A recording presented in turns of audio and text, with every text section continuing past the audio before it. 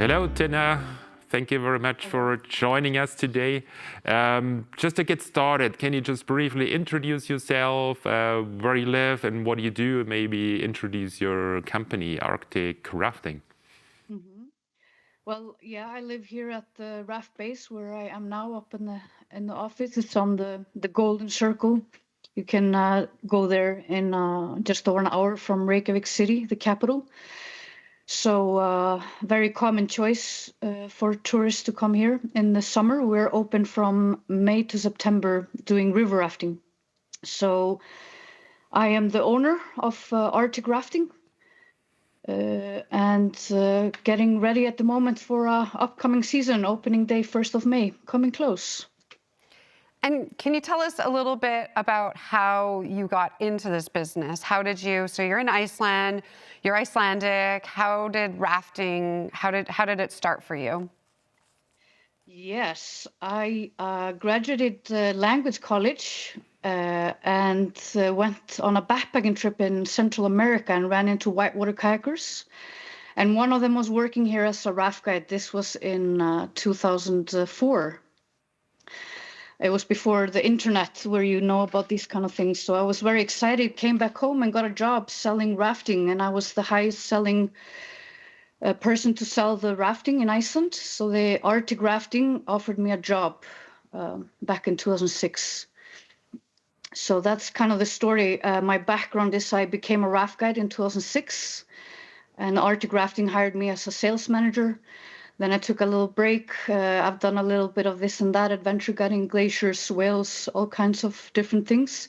But I did a 3-year business school, came back looking for opportunities here in Iceland and found a window in COVID, went to carpentry school and bought this place. So I've been the owner now for 5 years, renovating in the winter and making it better for staff and clients. Yeah, interesting. So when you think about your own rafting business, can you talk a little bit about the different roles which are necessary to run such a business, like anything from guiding to logistics? Yes, this place we are 15 staff when we are running from May to September. Myself running the show kind of behind the scenes, being the owner and managing more the office things.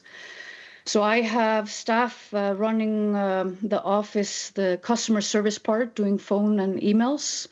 I manage the marketing side, so I sometimes have a freelancer helping us out doing extra marketing things, online marketing, websites, things like this.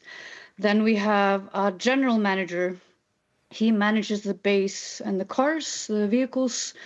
We can take 120 people in one trip. That's 3 buses. As a guide, you would take 8 clients on the raft. So the team of 15 would be 9 raft guides, 2 of them being an operation manager and another one a river manager. They do the shift planning, make sure we have all the staff needed.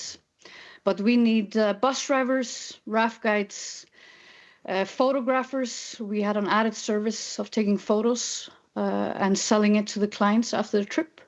And we are running a restaurant and a bar. So we have a chef and a bartender. And I think this is what's different in many countries where you go to work maybe as a raft guide.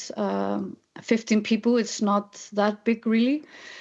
So it's a classic Icelandic business environment. We multitask and we all do a little bit of everything. If you're a raft guide, you also help out in the kitchen and the bar, a lot of cleaning. It's a big base with a hot tub and a sauna. Wow, that sounds like you've got a pretty decent operation going. That's impressive. And can you, along those lines, can you tell us a little bit about tourism in Iceland, kind of the landscape or how you've seen it change over the years and what you think the future holds for not only tourism, but adventure tourism specifically? Yes, it's a tricky situation. Iceland is definitely so famous on the map. People will always come here. But it's always the classics, how to make it work with, it's growing really fast. It's actually stagnated at the moment. But I'm kind of talking from a perspective. I've been in the tourism since 2004. So it has been growing a lot the last 10 years. So I think the infrastructure is definitely hard to manage. At the moment, we're dealing with different fees on car rentals. This affects all of us. Tourists come to Iceland, they need accommodation and a rental car. And I would like them to get more quality to Iceland in the guiding industry. For example, with education, like a program that you're doing yourself, how to make sure that we have a good quality, because it's a dangerous limit of being mass tourism, and it's not nice coming to enjoy the nature and what does it all look like. But what it looks like for me, I'm a tour operator doing rafting, so it could definitely be busier. That's my challenges for Arctic rafting. And a lot of people are saying the same because Iceland is so expensive. So they don't afford doing as many tours as before. And due to the increase the last 10 years, the competition is so high.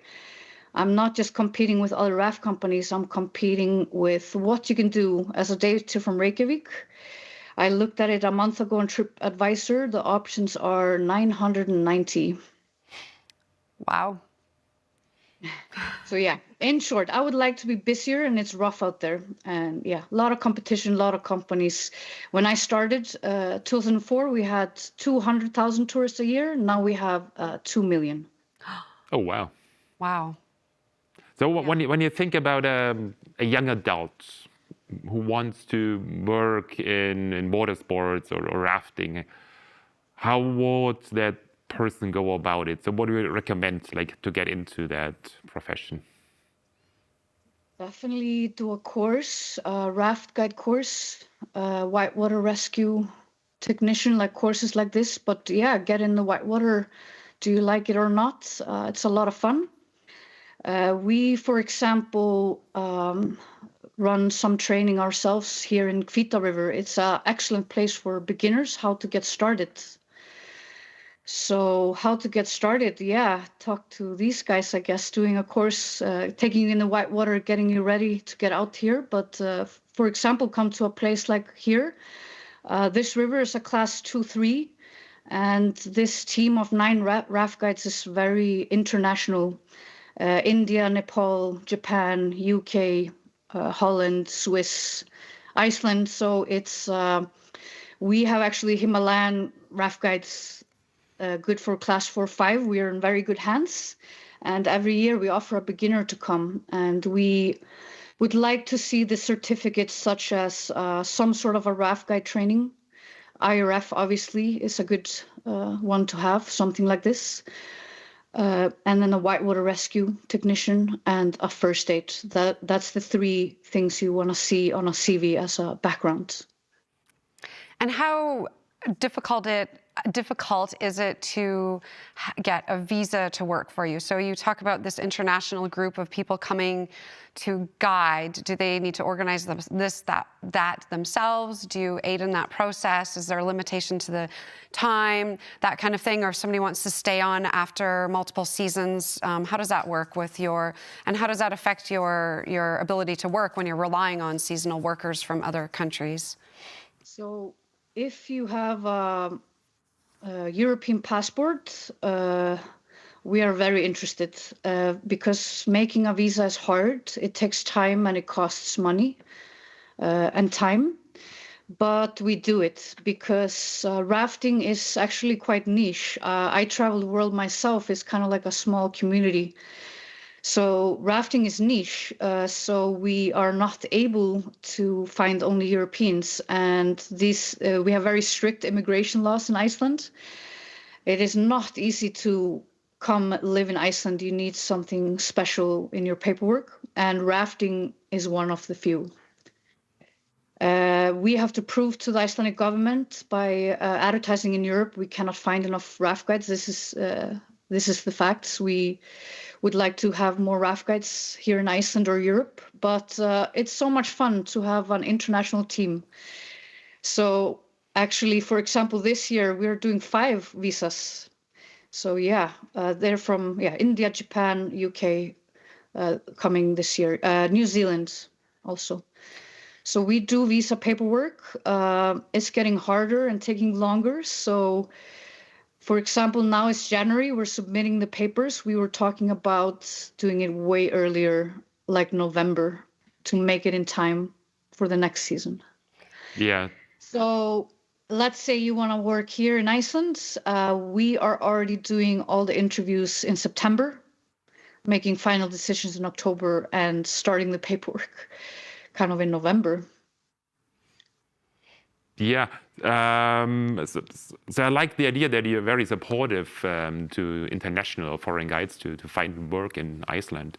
So how about the length of your season? Let's say someone's coming in from out of Iceland. So what is the duration where you could basically guarantee work? We're offering 3-4 month summer jobs. So when we do the visa paperwork, it's kind of like people are coming maybe further away, more expensive plane ticket. We are doing 4 months, 15th of May until 15th of September, when we have our daily trips running. So 4 months. So it's really interesting for us to hear that, because what we're doing with the European Centre of Adventure Training is essentially training people that want to work in the industry, an industry like yours. So, we're hoping to create a pathway for people to work for someone like you. So we definitely want to keep in touch with you to help that bridge between, a business like yourself and you with our students. And I think it's also really inspiring for our students to hear the story of somebody like you who's taken that path, and you're working in a field that you're passionate about. You've traveled around the globe, and you know the industry really well, and you've built your own business. So I think it's a really inspiring story, and I think it's really appealing to a lot of the type of student that might come and study with us. So we think it's really valuable to speak with you today. So we want to thank you for that, for your time, and we look forward to keeping in touch with you. Thank you so much for inviting me. Thanks for your time. Well, thanks for having you, Tinna. It was very interesting to talk to you. If you think you'd like to work in the outdoor industry, but you're not really sure what you would do, head to our website, and we have a free assessment that you can fill out, and we will help you determine that. To learn more about our training programs, visit our website or sign up to our newsletter.